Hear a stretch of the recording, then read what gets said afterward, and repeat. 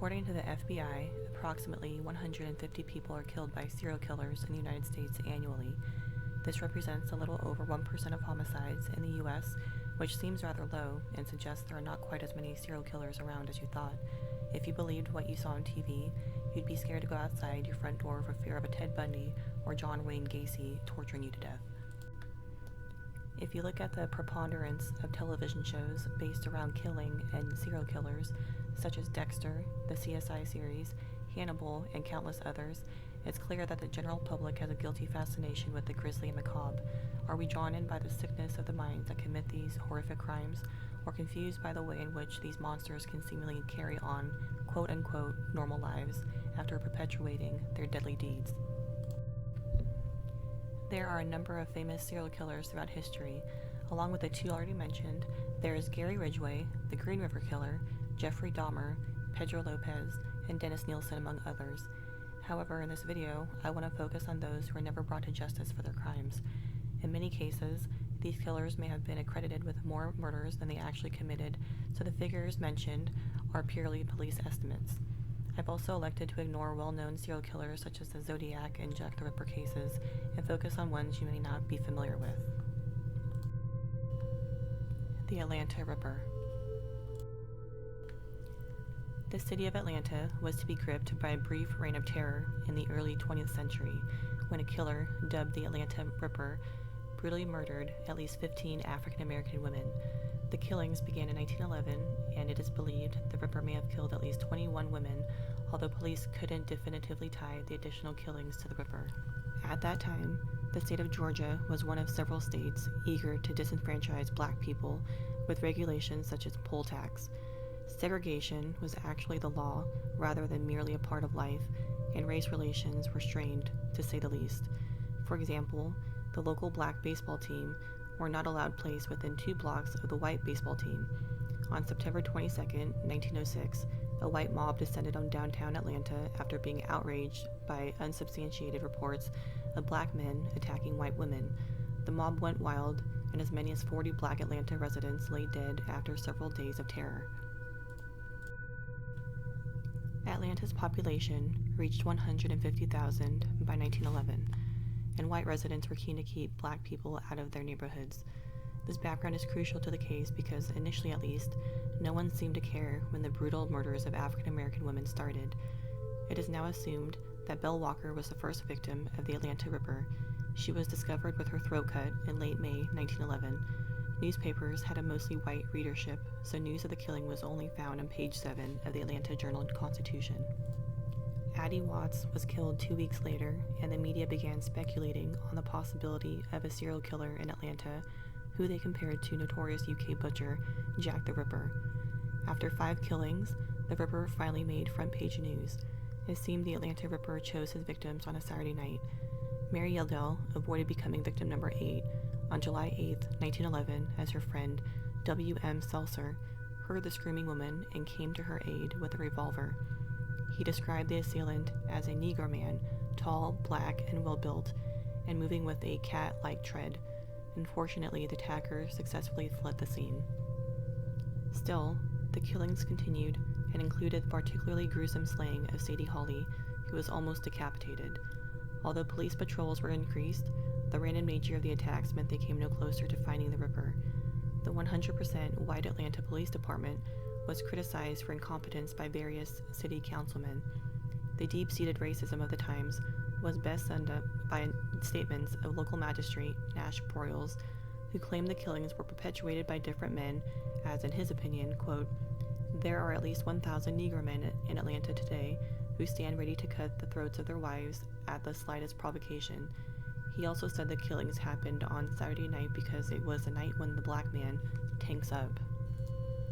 Suspects, including Todd Henderson and Henry Huff, were arrested but initially released without charge. Huff was eventually indicted along with a man called John Daniel, but the murders continued regardless. Despite further murders happening in 1912, it was reported that a grand jury claimed the Atlanta Ripper was a myth without explaining how it came to this conclusion.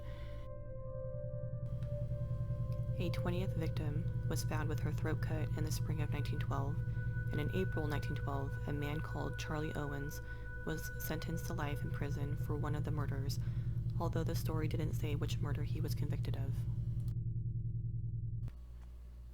On August 10, 1912, Henry Brown, also known as Lawton Brown, was arrested for murdering Ava Florence in November 1911. He revealed seemingly intimate details of the Ripper crimes, and the police believed they had their man.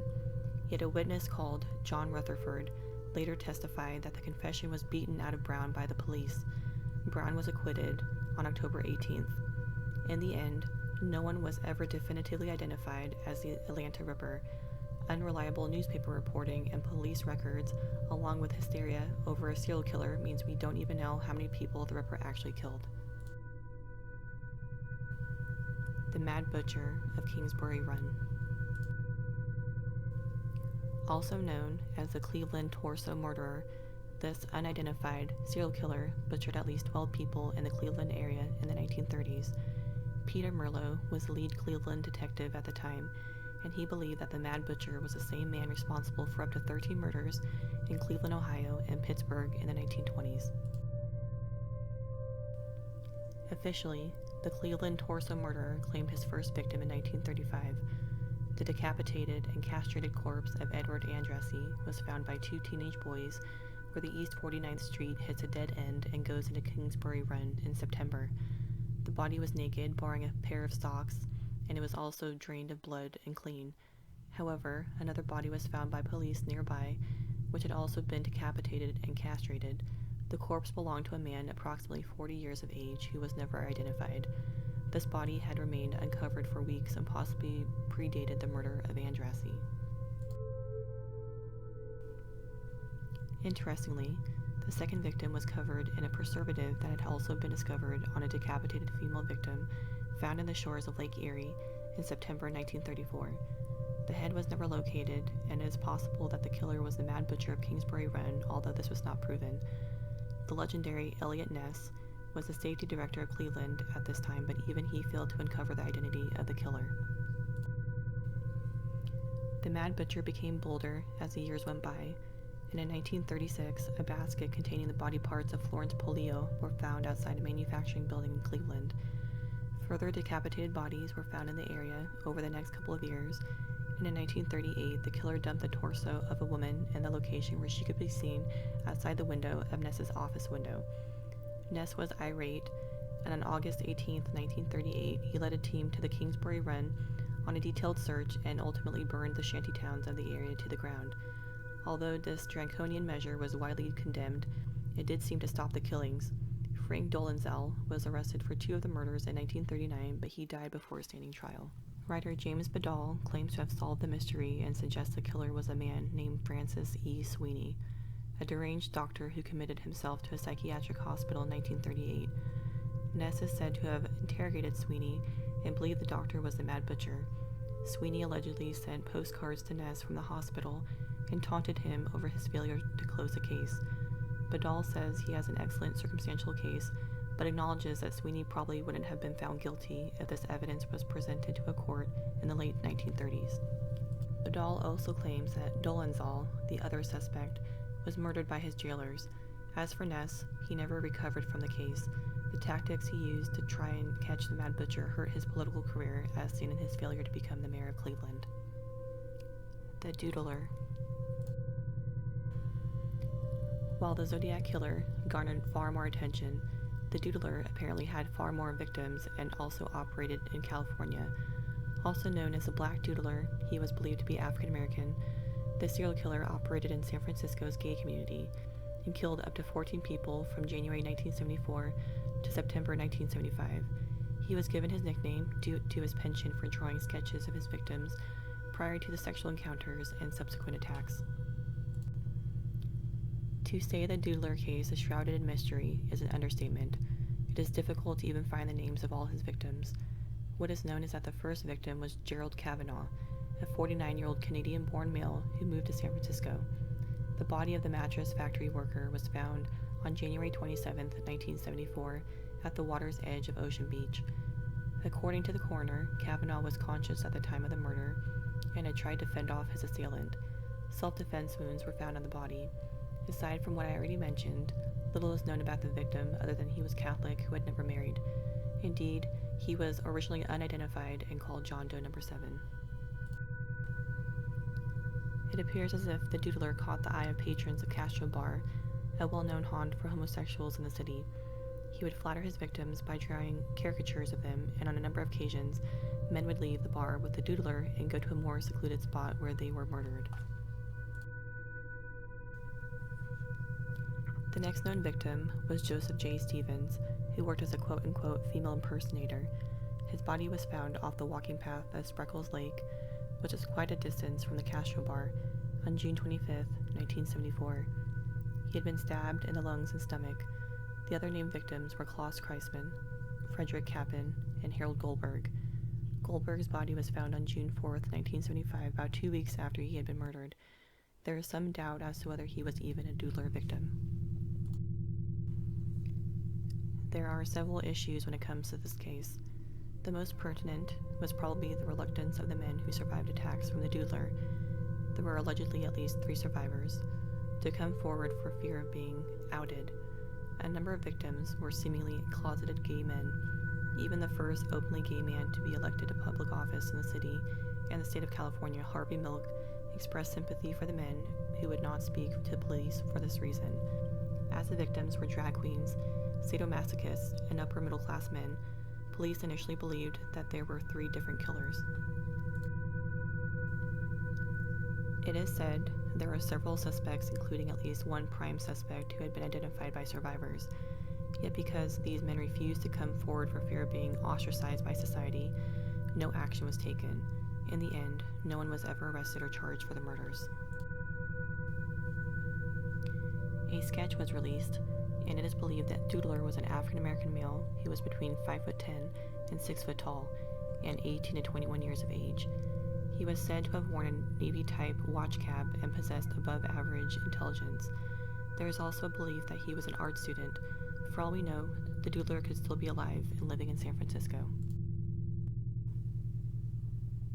The Axeman of New Orleans. This serial killer operated in the city of New Orleans from May 1918 until October 1919. He is believed to have killed 6 to 7 people and injured another 6 to 7. Most of the victims were Italian American, including the first 2 who were killed on May 22, 1918. It appears as if his targets were women, as men were only attacked if they got in the way of his plans. Grocer Joseph Maggio and his wife were slaughtered in their apartment. The police found a blood-stained axe at the scene and noticed that a panel on the rear door had been chiseled out. They later learned that there had been more murders of Italian grocers from 1911, including cases where a door had been chiseled out and an axe used as the weapon. Harriet Lowe and Louis Bessemer were the next victims, but survived a brutal axe attack. The next victims also survived, but Joseph Romano was not so lucky, and his body was discovered on August 10, 1918. An attack on the Cortimiglia family on March 10, 1919, resulted in the death of 2-year-old Mary Cortimiglia. Her parents, Rosie and Charles, survived. As an aside, Rosie falsely accused 2 men of the crime, but later backtracked, and the men were released after being found guilty. Panic spread when details of a letter sent to local newspapers was released. The letter began with, quote, "Hell, March 13, 1919, and, quote, esteemed mortal." The writer said he was fond of jazz music and was planning to pass over New Orleans on March 19th. He announced that he would stay away from any establishments that played jazz music, but people who did not play jazz would get the axe. The city resonated with jazz on the night of the 19th, and there were no attacks. However, the Axeman did strike several more times. Steve Boca and Sarah Lawman survived separate attacks, but Mike Pipitone was found dead by his wife on October 27, 1919, in what was apparently the last of the attacks. No one knows for sure why the attack suddenly stopped, but according to crime writer Colin Wilson, it could be because the killer was Joseph Momfrey, who was shot dead by Pipitone's widow in December 1920 in Los Angeles. However, there are no records supporting this version of events, although it could be a case of misspelled surname. Momfrey could be Mumfrey or Mumfry. Intriguingly, there is evidence that the prime suspect in a 1912 murder was called Mumfree. The thing is, while this individual attacked an Italian couple just like the Axeman, he used a gun, which is a very different modus operandi. Jack the Stripper. This is the nickname given to the perpetrator of the Hammersmith nudes murders in London in 1964 and 1965. As is the case with a lot of serial killers, especially those who remain at large, there is some dispute as to the exact number of victims. Police are confident that this killer was responsible for at least 6 deaths in the Hammersmith area, but believe he may also have murdered 2 others. He generally preyed on prostitutes, just like his infamous 19th century namesake. The first definite victim was Hannah Tailford, who was found on February 2, 1964. Her almost naked body was discovered floating by the River Thames. The only item of clothing she was wearing was a pair of stockings rolled to her ankles, and her underwear was found in her mouth. In addition, some of her front teeth were missing. The other victims were Irene Lockwood, Helen Bartholomew, Mary Fleming, Frances Brown, and Bridget O'Hara. All of these women have been strangled and stripped with several of their front teeth missing. On the final 4 victims, flecks of paint were found on their bodies. This gave police the idea that the killer worked at a motor car manufacturer. O'Hara was found on February 16, 1965, and is the last known victim of Jack the Stripper. The other possible victims were Elizabeth Frigg, who was found on June 17, 1959, and Gwyneth Reese, who was discovered on November 8, 1963. Both women were strangled, found near the River Thames, and Reese had been found with her front teeth missing.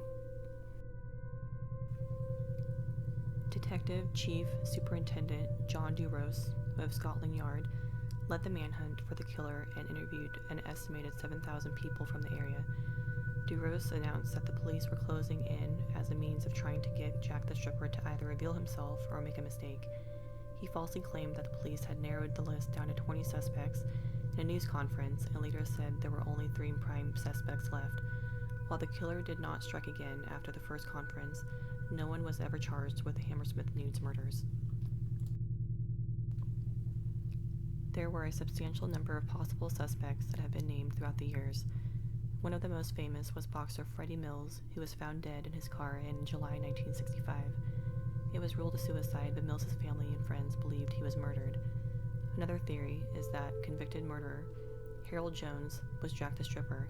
Jones killed 2 young girls in 1921, but escaped the death penalty because he was only a teenager himself. He was released in 1947 and lived in the area at the time of the killings. Duros himself believed Mungo Ireland was the killer. During an interview with the BBC in 1970, he referred to a man called Big John as his prime suspect in the case. In a book, Duros also revealed that the suspect had committed suicide before he could be captured. Ireland was a security guard who worked on the Heron Trading Estate where Bertie O'Hara's body was discovered. The police believed the killer was a night watchman since the murders seemed to take place between 11 p.m. and 1 a.m., with the bodies dumped at 5 a.m. Ireland's 10 p.m. to 6 a.m. shift fitted perfectly with this time frame.